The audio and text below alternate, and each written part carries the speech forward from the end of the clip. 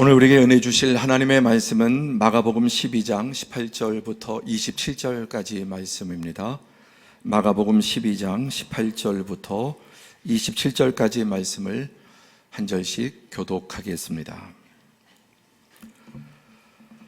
부활이 없다 하는 사두개인들이 예수께 와서 물어 이르되, 선생님이여, 모세 우리에게 써주기를 어떤 사람이 형이 자식이 없이 아내를 두고 죽으면 그 동생이 그 아내를 취하여 형을 위하여 상속자를 세울지니라 하였나이다.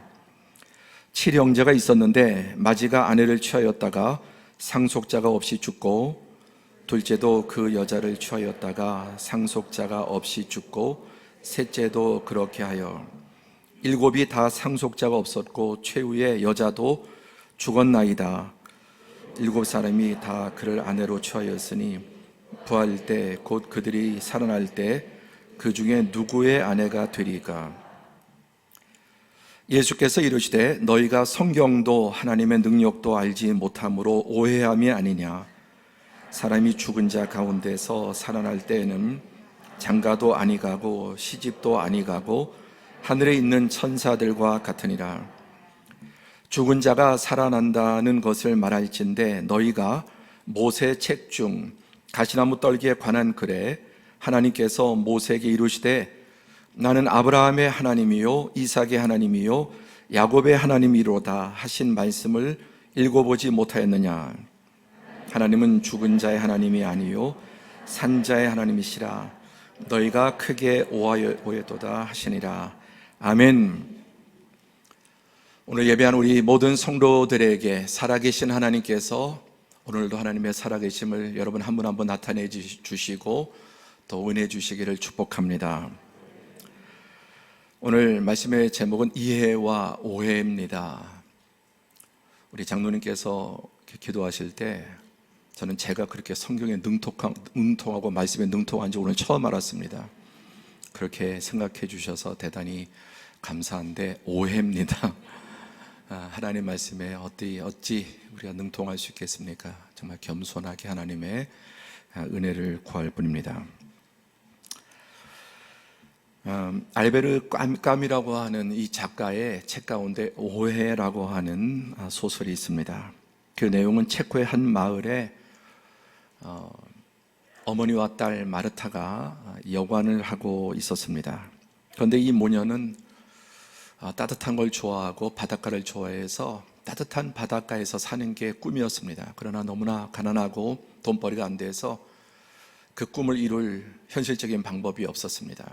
그래서 이 어머니와 딸은 여관의 손님 가운데 좀 부자를 독살해서 그 돈을 빼앗고 시체를 유기하는 방식으로 꿈을 이루려고 했습니다. 그렇게 해서 이 어머니와 마르타가 여러 손님들을 이렇게 죽이고, 부자, 돈이 있어 보이는 사람들 죽이고 돈을 빼앗아서 차곡차곡 모았습니다. 그런데 20년 전에 집을 나간 아들이 있었는데, 아들이 이제 20년 만에 집에 돌아오면서 어머니와 동생을 놀래게 해주려고 완전히 변장을 하고 좀 부자처럼 하고 그 여관 방의 손님으로 묵었습니다. 어머니와 동생은 그것을 전혀 알지 못하고 그 아들을, 동생을 역시 독살을 해서 죽였습니다. 그리고 돈을 뺏으려고 신분증을 열어보니까 20년 만에 만난 사랑하는 아들이었다는 이야기입니다. 또 하나의 이야기를 좀 나누면, 언론 또 신문 저널리즘의 최고의 상이라고 하는 이 퓰리처 상에 1994년에 퓰리처 상에 수상한 기자가 있습니다. 케빈 카터라고 하는 사람인데, 그는 1990년 수단 내전의 참혹한 참상을 사진으로 찍어서 전 세계에 알렸습니다. 이 사진이 1994년 퓰리처상을 수상하게 되었습니다. 뉴욕타임즈의 표지에 대문자가 만하게 실린 사진이었는데, 여러분도 이 사진 기억하실 겁니다.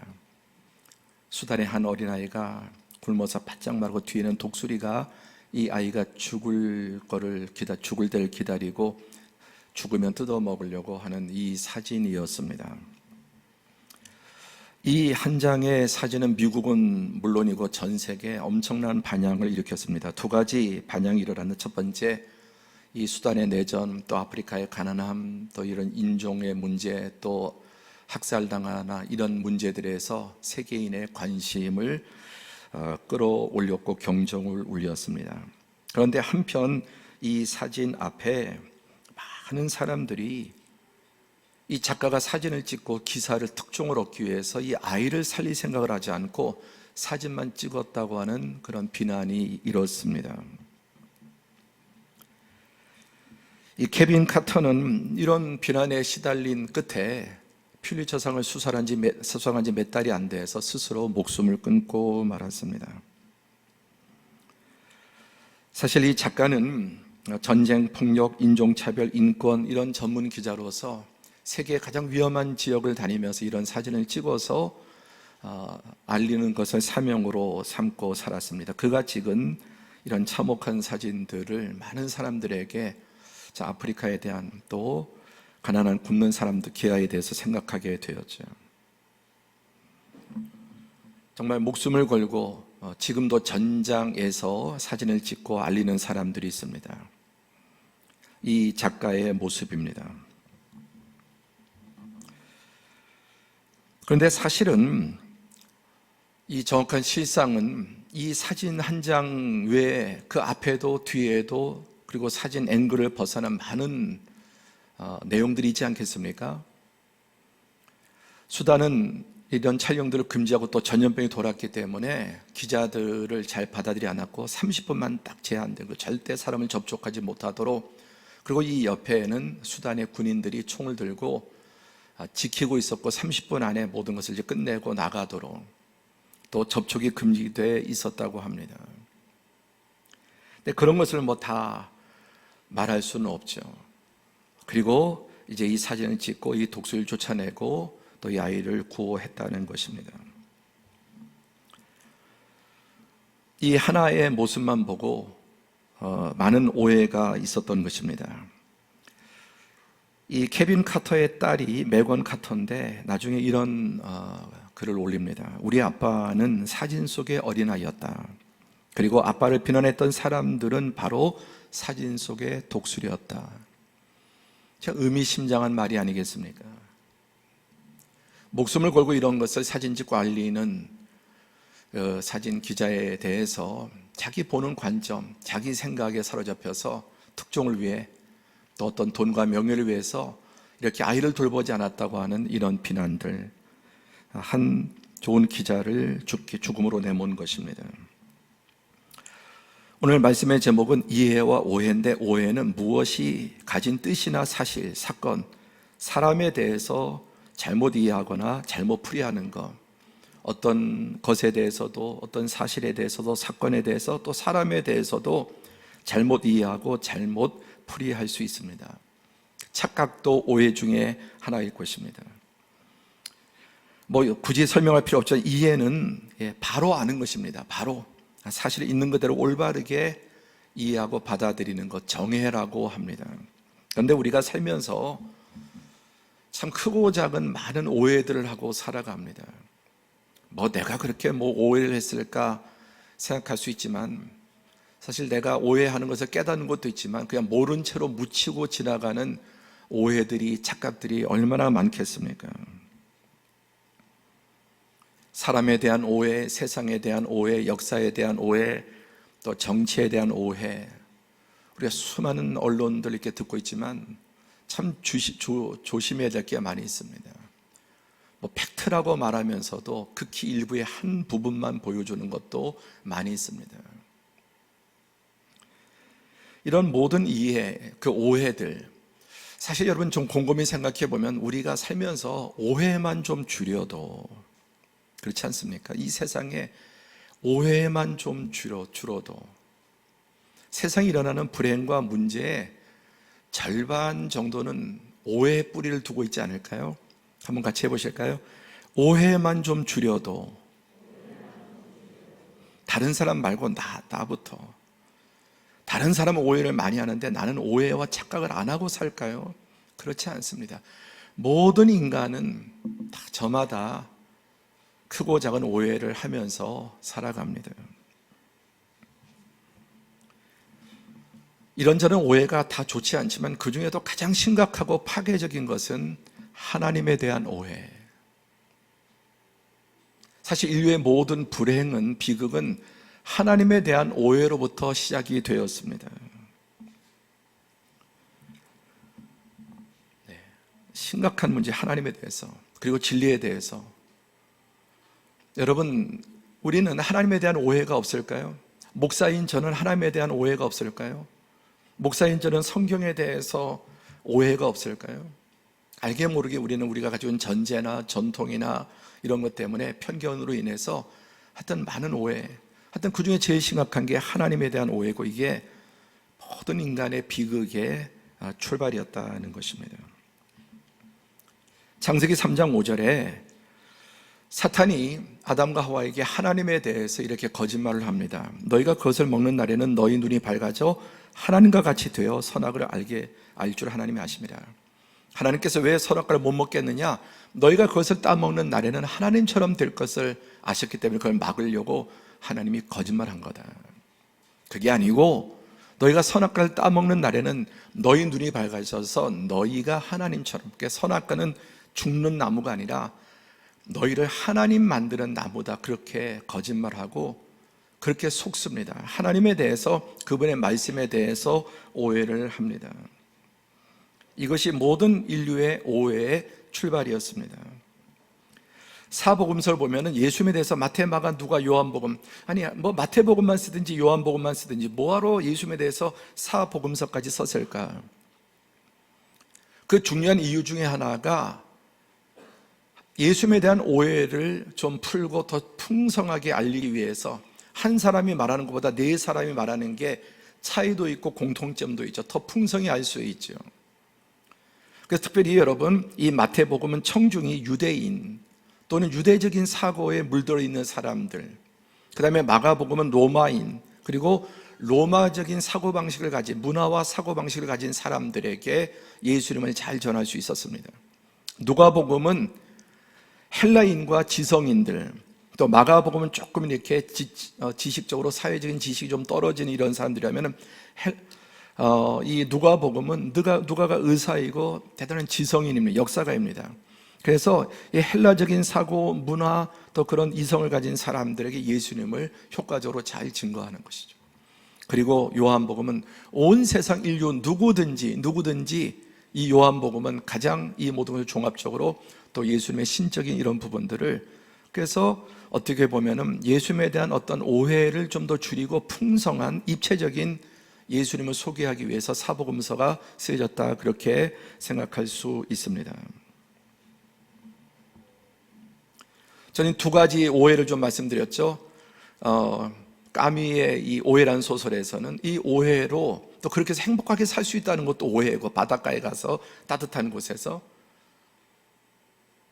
그리고 또 결국은 자기 아들도 못 알아보고 탐욕의 눈이 멀어서 죽이는 이런 비극적인, 또 하나는 케빈 카터의 그 사진 한 장을 놓고 또 좋게 받아들이고 인류애를 발휘한 사람들이 있었지만 그 기자를 격렬하게 비난하고 아주 나쁜 악한 사람으로 매도하는 그런 오해도 있었던 것입니다.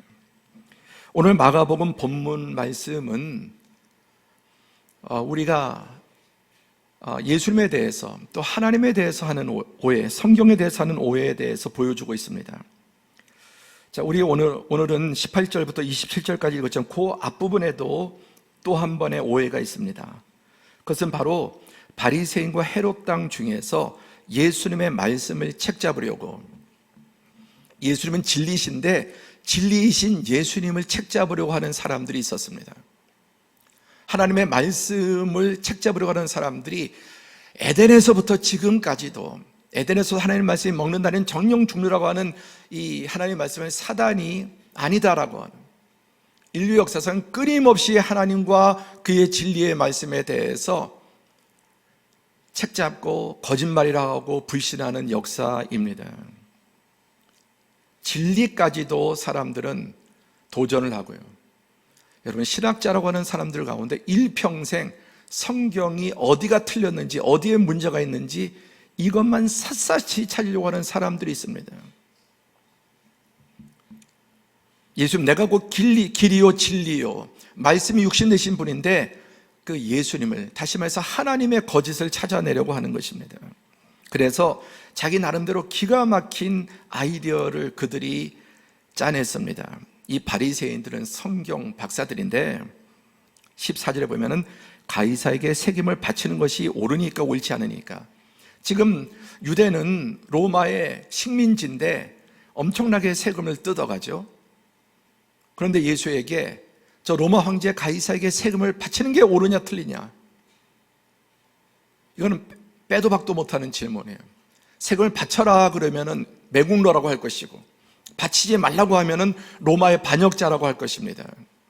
그래서 그들은 이 질문 앞에 저 나사렛 예수가 꼼짝 못하고 걸려들 거라고 생각했는데 예수님은 기가 막힌 대답을 하십니다. 17절에 가이사의 것은 가이사에게, 하나님의 것은 하나님께 바치라. 그들이 예수에 대하여 매우 놀랍게 여기니라. 예수님의 겉모습을 볼 때 무슨 좋은 학력도 없고 인류대를 나오는 것도 아니고 뭐 그 당시에 가말리엘 문화에서 공부하는 것도 아니고 그냥 저 갈릴리 완전히 시골 촌뜨기인 줄 알았는데, 이런 최고의 고도의 지성인들의 질문에 대답 못할 줄 알았는데 누구도 대답하지 못한 가이사의 것은 가이사에게 바치고 하나님께는 하나님께 바쳐라. 그들이 깜짝 놀랐습니다. 그들은 무색해지고 또 참으로 그들이 오히려 이제 꽁무니를 빼고 말았죠. 그런데 이어서 이번에는 이제 사두개인들이 예수님께 나와서 또 예수님께 태클을 걸고 이런 질문을 합니다. 오늘 우리가 읽은 이 질문은 사두개인들이라는 질문이, 이들은 제사장 그룹입니다. 이들의 질문 속에 세 가지 예수님에 대한 그리고 중대한 오해가 있음을 보게 됩니다. 첫 번째, 하나님에 대한 오해입니다. 13절에 보니까 그들이 예수의 말씀을 책잡으러 하여, 아까 말씀드렸죠, 예수님은 곧 그분이 진리시고 말씀이 육신 되신 하나님의 아들이신데 인간이 되어서 하나님을 테스트하고 하나님의 흠을 잡겠다고 하는 것입니다. 그들이 예수께 이런 도전과 질문한 자체가 이게 사실 주객이 전도된 것입니다. 그리고 이렇게 질문하면 저 나사렛 예수가 역시 대답을 못할 거다. 저 바리새인들은 어리석게도 예수에게 패했지만 우리는 이길 수 있을 것이다 하고 그들 이제 이어서 이 질문을 하는 것입니다.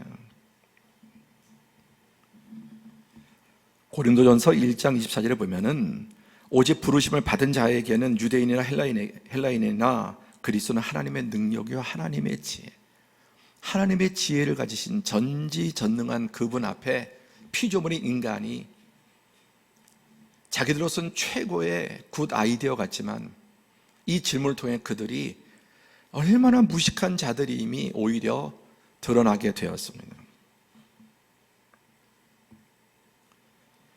여러분, 오늘 우리가 하나님에 대해서, 예수님에 대해서 많이 오해하고 진리에 대해서도 오해합니다. 그래서 사람들은 어떤 문제가 터지면 하나님에 대해서 원망을 합니다. 하나님께 감사해야 되는데 생각이 삐뚤어지면 오히려 하나님에 대해서 감사해야 될 타이밍에 원망을 하는 경우도 많습니다. 두 번째, 진리에 대한 오해입니다. 하나님에 대한 오해는 곧 진리에 대한 오해로 이렇게 이어지게 되죠.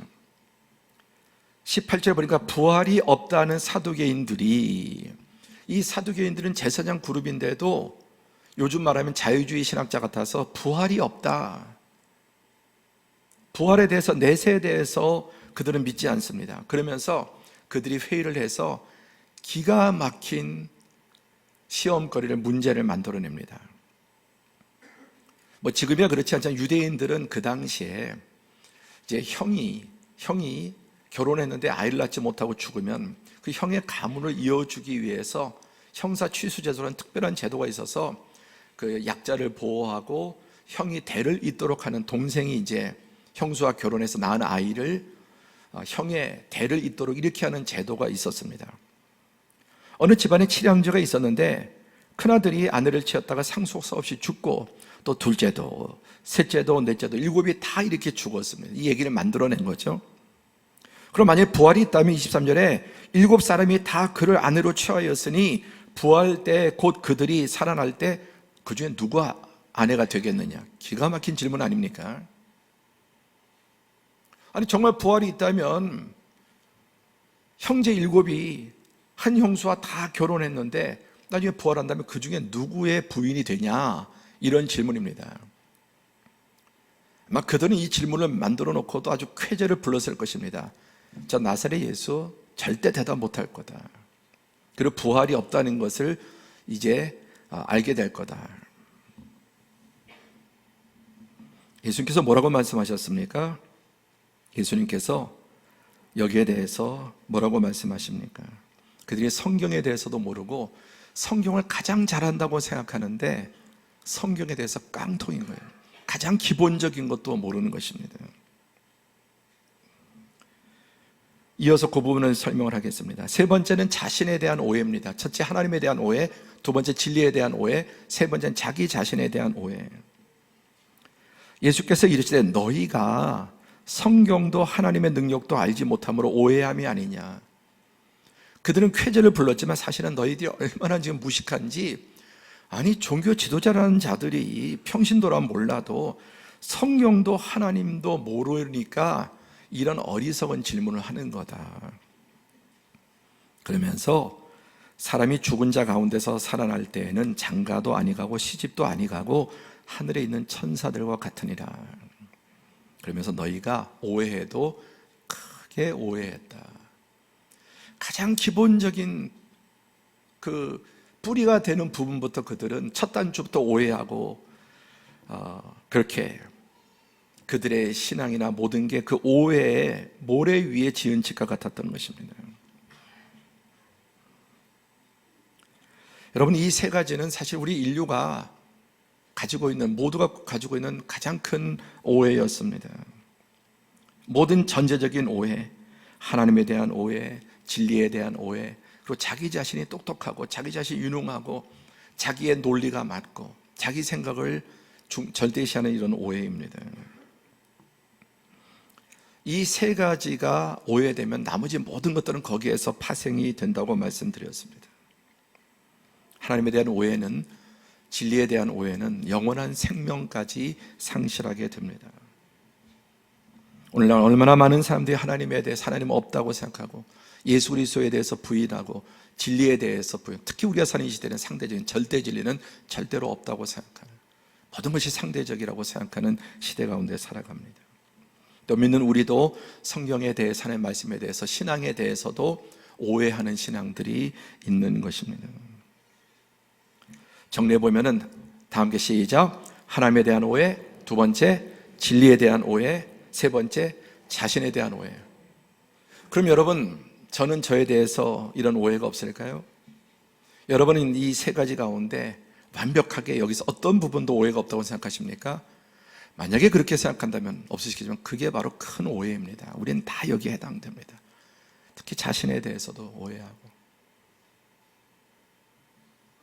그러니까 오죽하면 소크라테스가 내 자신을 알라. 살면 살수록 정말 진리입니다. 내 자신을 알라. 자신을 모르는 거예요. 하나님도 모르고 세상도 모르고 역사도 모르고 사회 돌아가는 것에 대해서도 자기 관점이 확실하다고 하지만 거기에 대해서도 많은 오해가 있고. 그럼 왜 인간이 이런 오해들을 할까요? 네 가지 이유. 첫 번째, 인간은 유한합니다. 함께 할까요? 나는 유한하다. 이걸 안 잊어야 되는데 자꾸만 잊어버리죠. 나는 모든 면의 생각도 판단도 지식도 내 말도 내 능력도 인간은 유한한 존재. 아멘이십니까? 유한한 걸 알아야 돼요. 전문가라는 말을 이렇게 좋아하면 안 돼요. 물론 남보다 좀 더 알 수 있지만 전문가의 실수가 더 무서우니까. 유한한 존재. 두 번째 오해하는 원인은 교만이에요. 그러니까 유한성을 잊어버리고 자기 어떤 생각, 자기의 판단을 알게 모르게 절대시하고 거기에 기반을 두고 교만합니다. 그리고 세 번째, 이기심. 오해를 하는 아주 중요한 이유는 모든 것을 내 중심으로 보고 내 중심으로 말하고, 아까 또 까미의 이야기도, 그리고 그 기자의 이야기도 자기 중심적으로 생각하고 자기만 생각하는. 그래서 말을 할 때도 말을 들을 때도 어떤 문제를 볼 때에도 이기심과 욕심을 가지고 접근하면은 눈이 흐려지고 귀가 흐려지고 모든 게 흐려지죠. 오해의 중요한 원인이 뭐냐? 게으름이에요. 의외로 이 게으름은 오해의 중요한 원인이에요. 자, 네 가지 한번 다시 짚고 넘어. 첫 번째 오해의 원인, 유한하기 때문에 오해할 수밖에 없는 존재라는 걸 알아야 돼요. 두 번째, 교만해요. 유한한데 교만해요. 세 번째, 이기적이에요. 네 번째, 게을러요. 그게 무슨 말이냐? 참 스카펫의 정신 의학자 스카펫의 유명한 말이죠. 시작. 인간의 원죄란 무엇인가? 그것은 생각의 게으름이다. 생각에 게으른 게 인간의 모든 원죄라는 겁니다. 거기에 교만, 또 탐욕 이전에 생각이 게으르다. 그러면 생각이 게으르면 몸도 게을러지죠. 생각이 게으른 사람이 몸이 부지런할 수 있을까요? 생각이 게으르면 모든 게 다 게을러집니다. 인간의 원죄는 생각이 게으른 거다. 자, 무슨 얘기입니까? 아담과 하와에게 사단이 너 선악과 따먹으면 하나님처럼 되리라 그러면 조금 생각해보면, 야, 그럼 네가 따먹지. 그걸 왜 나한테 알려? 네가 따먹고 네가 하나님 되지. 또 한 가지 더. 아니, 그거 따먹고 하나님처럼 될 것 같으면 하나님 차라리 안 만드시면 되지. 뭘 만들어서 먹지 말라. 나 같으면 아예 만들지를 않겠다. 여러분 안 그렇습니까? 차라리 안 만들지 뭐하러 그걸 만들고 먹지 말라 그러고, 또 사단은 그거 먹으면 하나님처럼 될 것 같으면 자기가 따먹지 왜? 그런 생각을 하나님이 인간에게 가장 주신 귀한 선물인 이 이성 생각을 사용하지 않는, 특히 여러분 우리 현대인들은 이 생각하는 걸 싫어해요. 너무 스트레스가 많아서 그렇기도 하겠지만 너무 바쁘게 살아가고 정신없이 살아가고, 그러니까 내가 과연 뭘 위해서 살아가는지 깊은 성찰이 점점 옅어지고 있지 않습니까? 그러니까 우리가 주일은 이거 깨닫는 날입니다. 내가 유한한 존재, 아무리 잘나고 인정하고 그 분야에 최고로 사람들이 다 인정해줘도 나는 유한한 존재. 그리고 나도 알게 모르게 끊임없이 교만 속에, 그리고 내 중심적으로 모든 걸 판단하고 말할 수밖에 없는 그런 이기적인 존재. 그리고 생각이 게으르다. 여러분 지금 어떤 가정에 문제가 있다. 그 깊이 생각하고 함부로 결정 못 하거든요. 지금 당장 어려운 거, 억울한 거, 지금 힘든 거, 이거 생각하고 그냥 저질러 버리고. 그 결정이 앞으로 계속해서 시간을 두고 어떤 결과를, 생각지 못했던 결과를 가져왔을지를 생각해 봐야 되는 거예요. 참 중요한 이 생각의 게으름이 원죄다. 여러분 지금 어떤 문제에 대해서 정말 깊이 생각하십니까?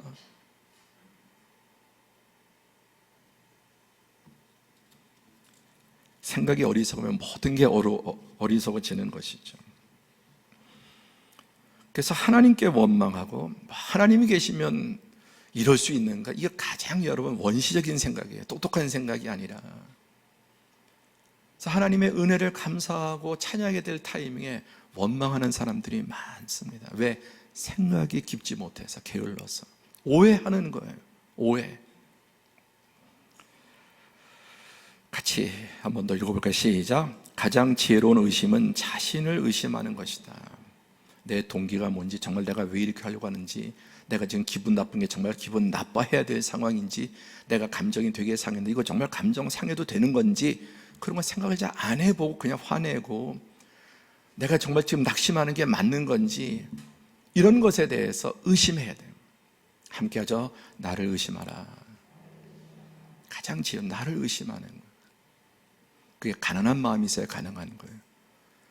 마음이 가난한 사람이 이 모든 것을 할 수 있습니다. 하나님에 대한 오해, 그들이 교만해서 오히려 하나님 꼭대기에 올라가서 아담이 했던 것처럼 도전하고 이길이라고 생각하고, 자기가 똑똑하고 자기가 전문가고, 이 질문 앞에는 맥도 못 출 거야. 딱 나가봤더니 세상에 성경의 가장 기본적인 것도 모르는 자들이 최고의 선생으로 그렇게 추앙받고 있는 것이 오히려 그 앞에 비답해 드러나게 된 것입니다. 참 초점을 좀 바꿔서 우리가 인간 사람 사이에 이제 이런 것에서 출발해서 많은 살면서 크고 작은 오해를 합니다. 오늘 무언가 이 말씀을 통해서 우리가 알게 모르게 오해하고 있었던 것들이 있다면 성령께서 알려주시고 풀어내는 은혜가 있기를 바랍니다. 우리가 사람 사이에 그 오해의 원인이 뭐냐? 어떻게 오해를 줄일 수 있겠습니까? 첫 번째, 이 말을 하는 데서 오해하지 않도록 주의해야 된다. 옛말에 과전불람리 이하 부정관이란 말이 있죠. 참외밭에서는 신발끈 고쳐매지 말고 자두밭에서는 갓끈 고쳐내지 마라. 남의 의심과 오해를 초래할 말과 행동을 주의하라는 겁니다. 그러니까 내 말과 행동에 있어서 왜 오해를 했냐고 그렇게 막 화를 내기 전에 오해하지 않도록 잘 말하고 잘 설명하고, 그러려면은 내 스타일로 말하면 안 되고 듣는 사람 스타일로 말해야 돼. 그런데 말하는 것도 내 스타일, 내 방식, 그러면서 또 그게 문제면 나는 원래 그래, 그리고 그냥 그렇게 이해해. 어거지죠. 말하는 걸 바꿔야 돼. 그래서 여러분, 우리가 언제나 내 스타일로 말하면 안 되고 그 만나는 사람에 따라서 말하는 스타일을 계속 바꿔야 돼. 아멘입니까? 사람이 다 다르잖아요. 그릇이 쇠처럼 같은 사람도 있고 질그릇 같은 사람도 있고. 그러니까 모든 누구를 만나든 내 스타일대로 그냥 내 방식대로 말하면 문제가 됩니다.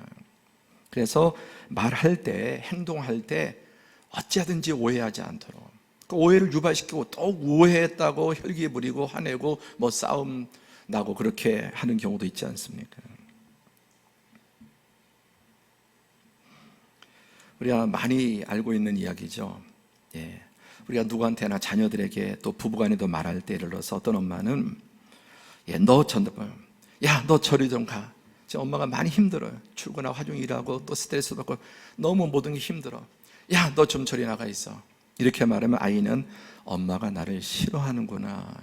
이게 똑같은 말인데 엄마가 지금 많이 피곤하고 힘들어. 그러니까 미안하지만 내가 좀 혼자 있고 싶으니까 좀 쉬게 해줘. 이렇게 말하면 엄마가 많이 힘들구나. 그렇죠? 똑같은 말인데 어떻게 말하냐에 따라서 우리 사랑하는 자녀들에게도 얼마나 이런 경우가 많이, 부부 사이에서도 마찬가지. 저는 서울 사람이고 아내는 전라도 사람인데 말투도 다르고 말하는 방식도 다르고, 그래서 참 이게 말이 다른 것 때문에, 그런데 참 미련해서 한 20년 30년 사니까 이제 아내의 속뜻이 뭔지 이제 좀 알겠어요. 이제. 옛날에는 왜 저렇게 트집을 잡을 거다 노력하는데 왜 말을 저렇게 할까?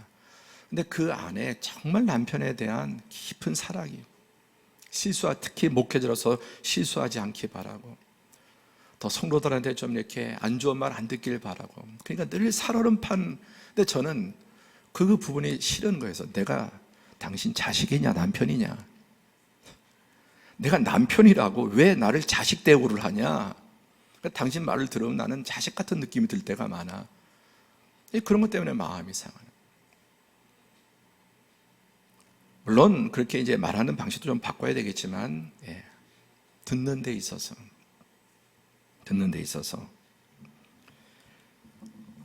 그 말을 이렇게 잘 상대방이 그 사람에 맞춰서 잘 관찰하고, 저도 목회를 이제 오래 하면서 깨달은 게, 성도들 한 분 한 분 다 개인적으로 말을 다르게 되겠다. 언제나 뭐 내 방식대로 말하면은 의도와 다르게 많은, 오히려 상처, 위로받고 받으러 왔는데 위로한다는 게 상처를 받기도 하고, 그런 일들도 많이 겪었습니다. 두 번째는 듣는 자의 잘못, 듣는 사람의 잘못을 줄여야 합니다. 특히 오늘 좀 우리는 말하는 것도 그렇지만 듣는 사람이 잘못 듣는 일도 많이 있다. 곡해합니다. 핵심은 이겁니다. 세 가지. 시작. 내 방식대로 말하지 말자. 아내한테 말할 때 여성이 여자에게 맞게. 근데 남자는 사실 중심이잖아요. 뭐 거의 모든 부부들이 비슷할 겁니다. 부부 사이에 많이 부딪히는 문제, 왜 이렇게 감정적이야 당신은, 남편 아내에게. 남편은 사실을 되게 중시, 남자라고 하는 존재가 사실 중심으로. 그래서 왜 이렇게 감정을 만들어, 그거 틀렸어, 이렇게 위로하려고 하는 말인데도. 그런데 아내는 어떻습니까? 일단 좀 이해해주고, 일단 좀 동의해주고, 공감해주고, 그럼 좋을 텐데, 언제나 꼭 거기에 대해서 사실이 이렇고, 어떻고 저쩌고 그러면 더 어려워지죠. 그러니까 내 방식대로 말하지 말고, 내 방식대로 듣지 말고, 충분히 소통하고 확인하는 것. 특히 말할 때 내 방식대로 말하고, 또 들을 때도 내 방식대로 들으면 계속 이런 데서 오해가 많이 발생합니다. 자기식으로 해석합니다. 주관적으로 듣습니다. 어찌하든지 무슨 의도인지, 의도를 이해하려고 노력해야 되는데, 의도는 그냥 그게 더 중요한 거잖아요, 방점이.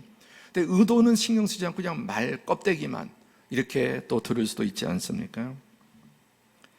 제가 목회하면서 좀 노력하고 철칙철미로 노력하는 게, 어떤 말, 어떤 문제가 들어도 절대 한쪽 말만 듣지는 않아야 된다고 하는 겁니다. 많이 노력합니다. 별의별 말들이 이렇게 들어오잖아요. 한쪽 말만 들으면 이건 정말 큰 실수하는 거죠. 그 누구의 말이라도 말은 다 들어봐야 돼. 그래서 교회 안에 어떤 문제가 벌어진다, 그럼 그거와 관계된 최대한의 가장 가까운 사람들의 이야기를 다 들어보고 그 다음에 결정을 합니다. 어떤 경우에도 한 말만 딱 듣고 하면은 안 되는 거죠. 이게 사회생활도 마찬가지, 모든 일에 마찬가지입니다. 이 사람 보는 거, 저 사람 보는 거, 시선, 각도 다르고, 아까 예수님에 대해서도 사복음서를 기록했다고 하지 않았습니까?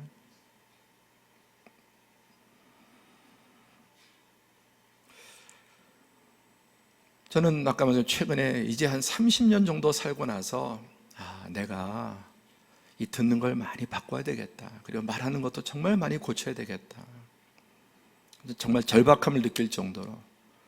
그리고 자녀들에 대해서도 제가 작년에, 우리 큰아이가 31살, 둘째가 29인데 30년 동안 우리 아이를 제가 오해하고 있었던 게 많았던 것 같아요. 저는 사실 제가 제일 잘한다고, 아비니까, 아빠니까 어릴 때부터 계속 가장 가까이 있고 지켜보고. 그런데 제가 작년에 어떤 일을 계기로 내가 우리 아이들에 대해서 크게 오해하고 있었구나. 집안에서 보는 그게 다가 아닌데.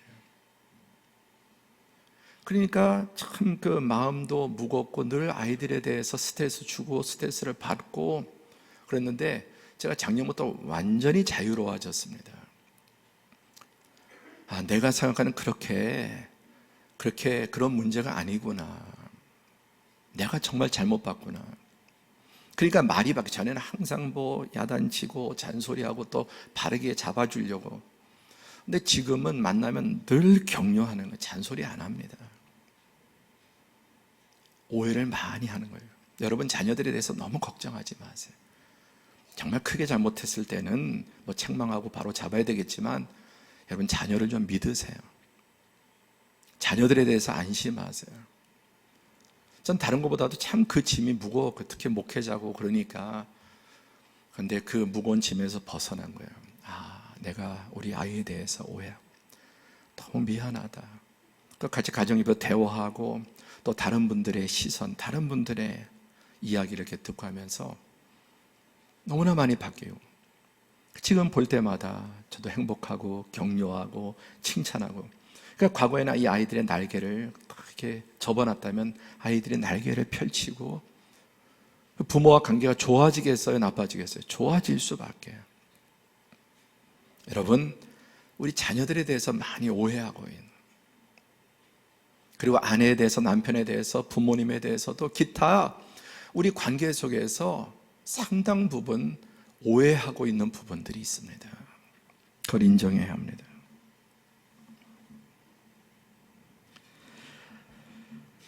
이 속에 다 사단이 개입해서 부부 관계도 깨트리고, 부모 자식 간에도 깨트리고, 친구 관계도, 동업 관계도, 사회 관계도, 심지어 교회 안에도 들어와서 많은 오해들이 문제를 일으키는 것입니다.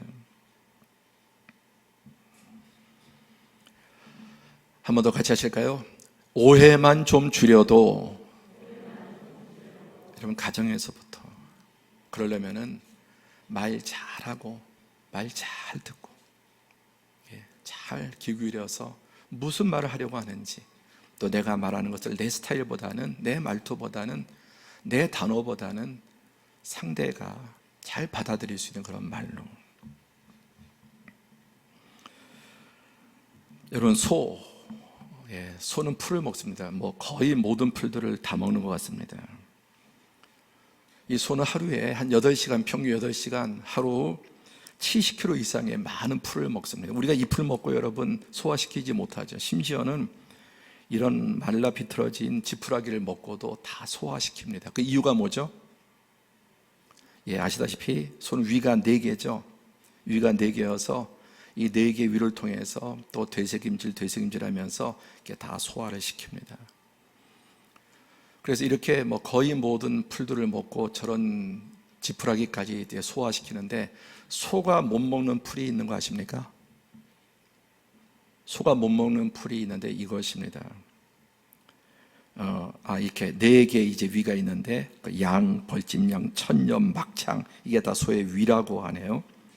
근데 이 소가 못 먹는 게 바로 이거, 고사리를 못 먹는다고 합니다. 왜 그럴까요? 고사리에는 독이 있어요. 지푸라기도 다 녹여내고 소화시켜서 그렇게 뚱뚱하게 살찐 소가 이 고사리를 못 먹는 이유가 이 안에 독성이 있기 때문에. 그런데 위가 하나밖에 없는 인간은 이 고사리를 먹습니까? 못 먹습니까? 고사리 먹죠? 소도 못 먹는 거 어떻게 인간이 먹을까요? 그 이유는 뭐냐면은, 소는 이 고사리 먹자고 피하고 그 다음에 먹었다도 뱉고 이렇게 한답니다. 근데 사람이 고사리 먹을 수 있는 이유가 삶아요. 그리고 물에 잠가둬서 이 독성을 뺍니다. 사람도 그냥 먹으면은 이 독성이 있기 때문에 좋지 않습니다. 이것을 삶고 물에다 담가둬서 독성을 쫙 패고 나면은 기가 막히게 나물 중에 가장 맛있는 고사리, 영양도 많고 좋은 이런 나물이 된다고 합니다. 익혀서 먹는 거죠. 잘 삶고 또 물에 불리고 이렇게 익혀서 먹으면 정말 좋은 음식이 됩니다. 왜 이야기를 하느냐? 우리 말할 때 우리 안에 다 독성이 있어요. 그렇죠? 내 말에 독성이 있어요. 이건 제 말에 성경의 야고보서에 끊이지 않는 독이다. 입은 끊이지 않는 독이에요. 그래서 우리 말이 정말 심지어 독극물을 막 뱉는 것처럼 끊이지 않는, 사람 말 속에 독이 있는.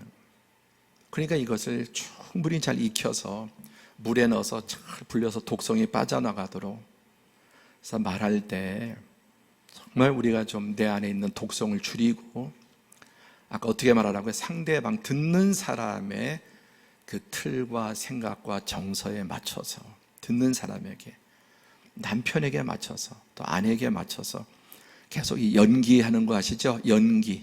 계속 연기를 하면 연기가 내 정말 인격이 되는 거예요. 그리고 남이 하는 말도 그 들리는 말에 내가 싫어하는 말투 이걸 떠나서 잘 그것을 또 삶고 독성을 빼서 그 말하는 진정한 그 속의 의미가 뭔가를 잘 들으려고 노력하면, 그래서 이런 것부터 가정에서 문제가 벌어지는 거죠. 부모, 자식, 부부간에 여기서부터, 이 오해에서부터 그게 점점점 금이 가고 심각한 문제로 발전하게 되는 것입니다. 그래서 오늘 우리 말 가운데 좀 독성을 줄이고 오해할 수 있는 말들 어찌하든지 줄이고 더 순하게, 선하게, 그리고 듣기 좋게 그렇게 말하기를 힘쓰고, 어찌하든지 좀 오해하지 않도록 잘 말하고, 또 남의 말도 내 스타일, 내 방식, 내 감정에 따라서 듣고 막 곡해하고 오해하고 그렇게 하지 말고 잘, 여러분 오늘 저녁에 고사리 나물을 추천합니다. 같이 고사리 이렇게 삶아서 먹으면서 드시면서 서로가 함께 우리 서로 이렇게 좀 독을 빼고 잘 새겨 듣고 이렇게 하면 좋겠습니다. 말씀을 뵙겠습니다. 지금 여러분 누군가 갈등 겪고 있는 사람이 있습니까? 가정에서 부부간의 자녀들, 또 부모님, 형제들, 그리고 직장에서 좀 누군가 이렇게 갈등하는 그 안에 분명히 많은 오해들도 있을 겁니다. 오해가 있으면 인내하면서 좀 풀어주고 또 다른 사람에 대한 오해도 이렇게 잘 풀고, 또 가족 간에도, 또 무엇보다 하나님 앞에 신앙적으로, 또 우리 대인 관계 속에 오해만 좀 줄여도 얼마나 더 우리 삶이 평안하고 또 행복하고 좋은 관계가 되겠습니까? 그렇게 살아가는 성도들이 되시길 축원합니다. 기도하겠습니다.